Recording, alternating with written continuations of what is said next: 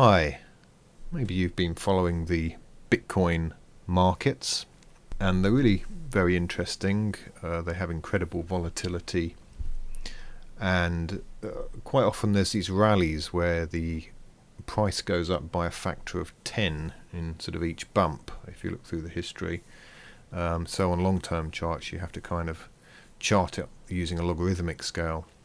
But anyway, I'm just looking at the last couple of months of price action, which has just been very exciting. I don't trade this myself. I'm a more conservative trader when I trade, and this is a very volatile market with big spreads and quite a lot of difficulty technically around trading the market. But what you can see is that contrary to what some of the pundits have claimed, Bitcoin is not in a bubble, and there are several problems with the theory that it's been in a bubble. And if we look back to about the 19th of November, on this chart, you can see that a strong range is created from a low of 500 to around 800 or so,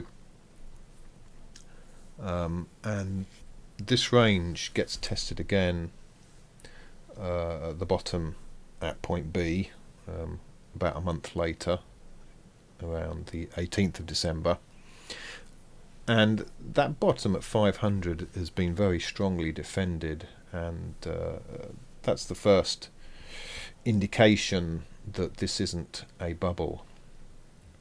And what that point B also does is it confirms that the sort of double top we had early in December was in fact not a top, or is it less likely. It weakens that as a potential top. And another indicator of this not being a bubble is when we fell from the top to point D, there was an initial resistance.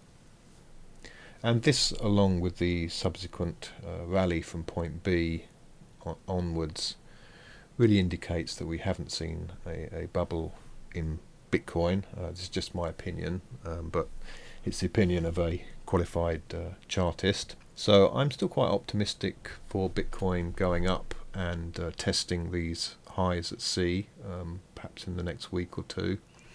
It is worth pointing out, I think, that the rally we're on at the moment doesn't look hugely strong.